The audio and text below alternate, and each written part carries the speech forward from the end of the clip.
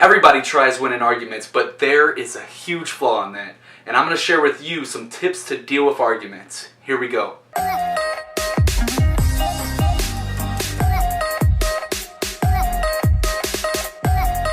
What is up, my winning friend? My name is Zach, and welcome back to another video. And if this is your first time here and you want to reach your potential and crush your goals, start right now by hitting subscribe and tap the bell notifications. That way you don't miss anything.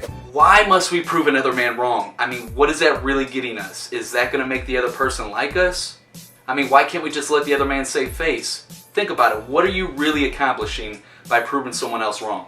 There is only one way under high heavens to win an argument, and that is by avoiding it in the first place. I mean, 9 times out of 10 at the end of an argument, you're not going to win that person to your way of thinking. They're even going to be more firm in their beliefs and have resentments towards you after the argument. Once you get your point across, they get their point across, you're going back and forth like ping pong balls on a ping pong table. It makes no sense. It's only going to cause you more harm in the long run than what it's going to do for that temporary good feeling of, oh yeah, prove this guy wrong, I'm the man.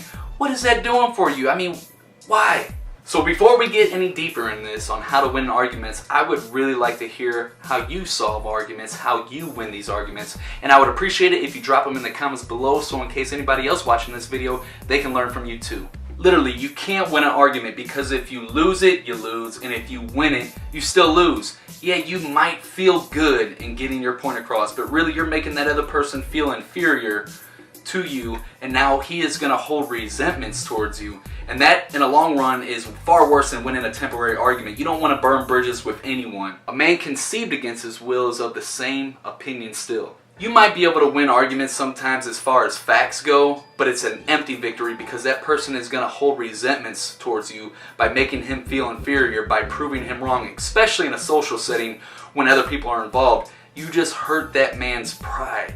So you think that that person is not going to forget that? I mean, think about it. Is anybody that's ever humiliated you out in public and proven you wrong, what kind of feelings did you have towards that person? And whenever you see that person, if you ever think about that person like right now, for instance, what kind of feelings do you have towards them right now? So which would you rather have, an academic theatrical victory or someone's goodwill? Because you can rarely have both. You might be right, I mean dead right, but only going on and on about these facts in different ways that you're right and trying to prove the argument that you know what you're talking about, you're not going to win over that person's belief and that person's opinion. That's just going to drive them even more deep into believing what they have, and now they're going to do anything to prove you wrong or make you look like a fool. So here are some ways that you can keep a disagreement from turning into an argument, into where you could still stand firm in your beliefs or maybe even learn something and be turned to their point of view. But in the end, you could still keep your friendships, you're not burning any bridges, and no harm is done. First, you're going to want to welcome the disagreement. You know that old slogan that when two partners agree, they're not necessarily agreeing? Yeah, you just want to be open to it. You might get some new insights to the argument by rushing in with your point of view and your side of things. If you stop and you just listen and be open to other advice and to other opinions, you save face from humiliating your own self in the first place, you don't burn any bridges, and you learn something possibly. Secondly, you're going to want to distrust your first natural instinctive impression.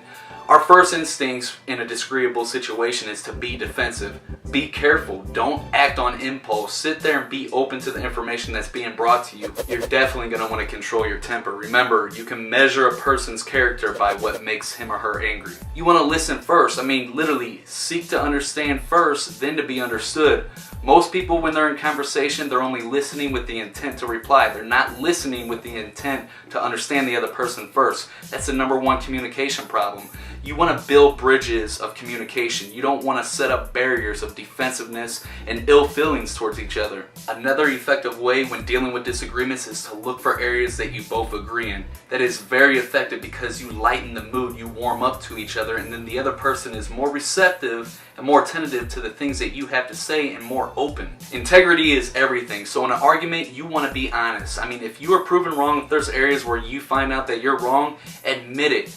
That is so powerful, so effective. People respect that. People love integrity. Someone that can admit their own faults without spewing any venom back at the other person. Admit those thoughts. That builds a stronger relationship and a stronger connection with the person that you're talking to. That shows that you're humble and that you can admit your wrongs, and that builds a strong trust with the other person. Thank your opponent sincerely for their interest. Anyone that disagrees with you is obviously interested in the same things you are. Think of them as people that are genuinely trying to help you, and in that case, you might actually turn enemies into friends. When you're listening to your opponents in an argument, you really want to go over these questions in your mind. Could they be right? Could they be partly right? Could I be wrong? What price will I have to pay if I continue on the path that I'm on trying to get my point across?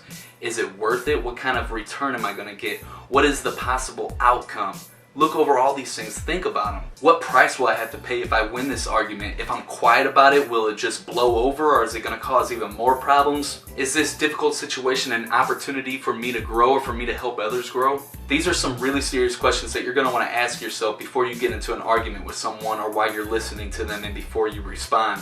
Because at the end of the day, our relationships are our greatest assets in life, hands down. You don't want to burn any bridges. You don't want to dig any holes and put yourself into a hole that you don't have to do.